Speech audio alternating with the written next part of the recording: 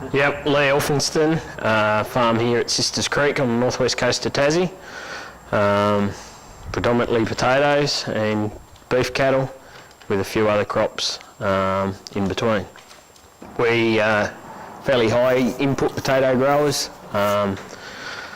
We aim for 80 tonne to the hectare if we can. We are growing on some very fresh, long rotational ground. A lot of it leased, which has allowed even some of our own ground to go out to probably a 7 or 8 year rotation. Yeah, and trying to push the yields pretty high.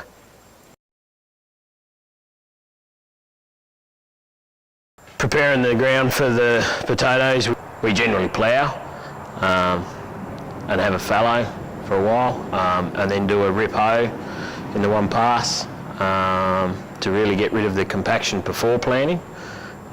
Really concentrating on eradicators and stuff on the planter when we do plant to get rid of compaction.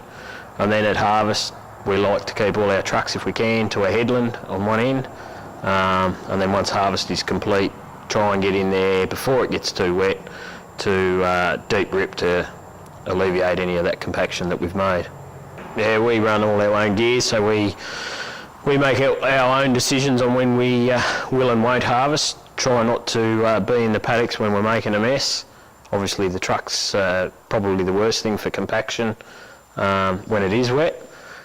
Yeah, so we will choose paddocks that may have lanes and stuff on the end of them to harvest when it is a tad wetter, and leave the trucks on the laneways, gravelled laneways.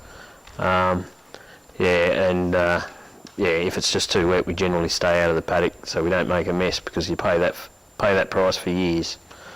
Yeah, look, with our grazing, it is hard through the winter months, but we already have a plan in place where crops are going for the following season. So we try to, as much as we can, keep the cattle off them paddocks when it is wet, and in the real wet sort of weeks, the cattle generally run on paddocks that are full-time pasture, that's uncroppable ground.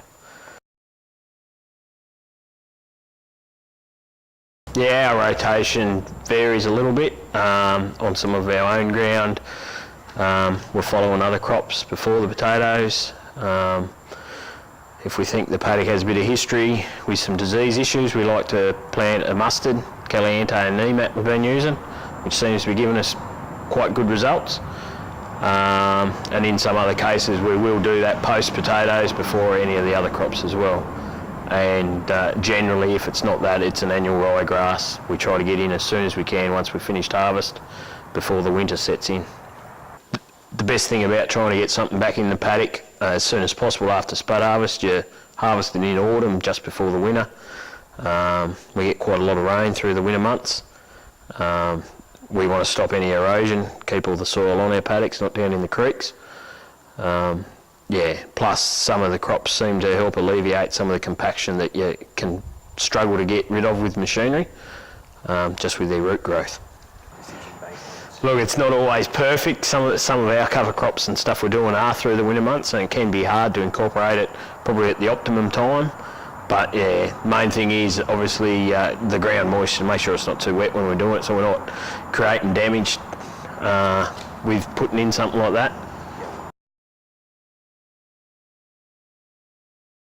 We're part of a local discussion group, and which was mainly started around potato growing, but of course we looked at a lot of other aspects with the potato growing, what to do beforehand, what to do after, and looking into other crops to improve our productivity. So yeah, that's where we pick up our ideas on growing some cover crops. Look, we probably always think, as far as rotation goes, a few years out ahead, always having a bit of a plan on where the crops are going a few years ahead. Doesn't always pan out that way. You've always got to make adjustments as seasons change. But yeah, we're always planning well ahead. When we're leasing ground, what we are looking for is a very long rotation out of potatoes. Disease level will be low, So yeah, generally we look at that, and of course the terrain.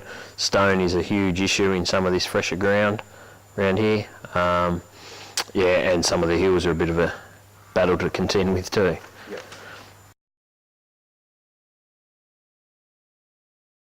Yeah, most of our soil has been very long rotation in the pasture phase. Our organic carbon, organic matter is quite high, which we find is, yeah, the potatoes really like that. So, yeah, been growing some seed potatoes for Simplot as well. With that, using the Predictor PT for the scab, powdery scab in the soil, which has seemed to be very valuable to be fairly sure that we can make certified seed.